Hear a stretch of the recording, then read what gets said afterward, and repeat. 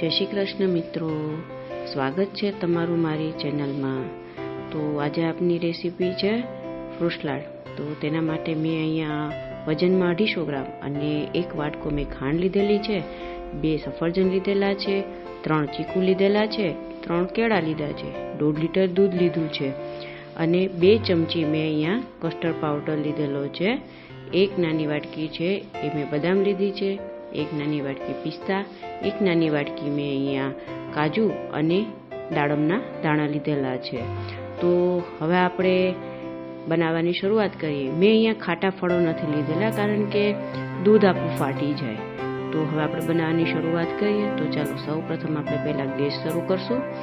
Gas ચાલુ કરી લઈએ, પછી આપણે આપણું જે દૂધ છે એને ઉકળવા મૂકી દઈશું। આપણું દૂધ સારી રીતે ઉકળી જાય, 1-2 વાર તેમાં ઉફાણા આવી જાય ત્યાં સુધી આપણે તેને ગરમ કરવાનું છે। હવે જ્યાં સુધી આપણું દૂધ ગરમ થાય છે ત્યાં સુધી આપણે આપણા જે ફ્રૂટ છે એને આપણે સુધારી લઈશું। આપણે પહેલાં સફરજન અને ચીકુ સમારી લઈશું, કેળા આપણે છેલ્લે રાખશું કારણ કે એને પહેલાં સમારીને રાખશું તો એ કાળા પડી જશે। હવે તમે જોઈ શકો છો કે આપણું દૂધ સારી રીતે ઉકળી ગયું છે। તો હવે આપણે એમાં ખાંડ ઉમેરશું, જે આપણે 250 ગ્રામ લીધેલી છે એને આપણે નાખી દઈશું, જેથી કરીને હવે ખાંડ પણ ઓગળશે એટલે પાણી થશે। તો હજી પણ આપણે દૂધને ઉકળવા દેવાનું છે જેથી કરીને એ થોડું ઘટ થઈ જાય। હવે આપણે તેમાં બદામ નાખી દઈશું, પછી બદામ નખાઈ જાય પછી આપણે તેમાં પિસ્તા નાખી દઈશું, પિસ્તા નખાઈ જાય પછી આપણે તેમાં આપણે સુધારેલા કાજુ નાખી દઈશું।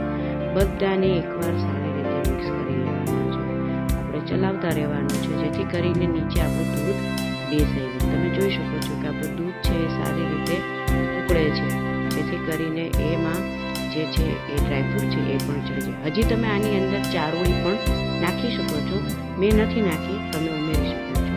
હવે આપણે જે કસ્ટર્ડ પાવડર છે તેને આપણે નોર્મલ ટેમ્પરેચરવાળું દૂધ હોય અથવા તો ઠંડુ દૂધ હોય તેમાં આપણો કસ્ટર્ડ પાવડર છે એને આપણે નાખી દેવાનું છે અને તેમાં ગાંઠા ન થાય એ રીતે આપણે સરસ મિક્સ કરી દેવાનું છે। અને આ જે મિશ્રણ આપણે દૂધનું બનાવેલું છે કસ્ટર્ડ પાવડર અને દૂધનું, તેને આપણે આપણા ઉકળતા દૂધની અંદર નાખી દેવાનું છે। તમે જોઈ શકો છો કે મારે કોઈ લમ્સ નથી અને મેં એ દૂધમાં નાખી દીધું છે। હજી પણ આપણે દૂધને સારી રીતે ઉકળવા દેવાનું છે। હવે તમે જુઓ છો કે દૂધ સારી રીતે ઉકળે છે, હવે થોડી વાર એને રહેવા દઈએ। હવે તેમાં જો તમારી પાસે કેસર હોય તો તમે નાખી શકો છો, ના હોય તો તમે તેને સ્ક્રીપ કરી શકો છો। આમાં ડ્રાયફ્રૂટ છે એ પણ તમે તમારી માત્રાએ વધારે કે ઓછા નાખી શકો છો। હવે આપણું દૂધ છે એ 2-3 વાર સારી રીતે ઉકળી જાય પછી આપણે ગેસ બંધ કરી દઈશું અને તેને પંખા નીચે મૂકી દઈશું અને તેને નોર્મલ ટેમ્પરેચરમાં થાય ત્યાં સુધી ઠરવા દઈશું।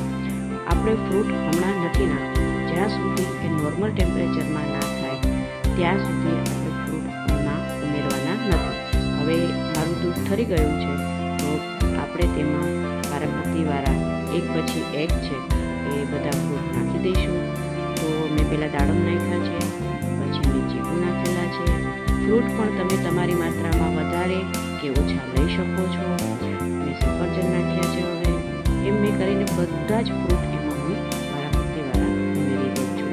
ફ્રૂટ નખાઈ જાય પછી તેને બરાબર એકવાર મિક્સ કરી દેવાનું છે અને હવે આપણું ફ્રૂટ સલાડ તૈયાર છે। તો હવે આપણે તેને સર્વ કરીએ। મારી આ રેસીપી બધાને કેવી લાગી એ કોમેન્ટ કરી જણાવજો।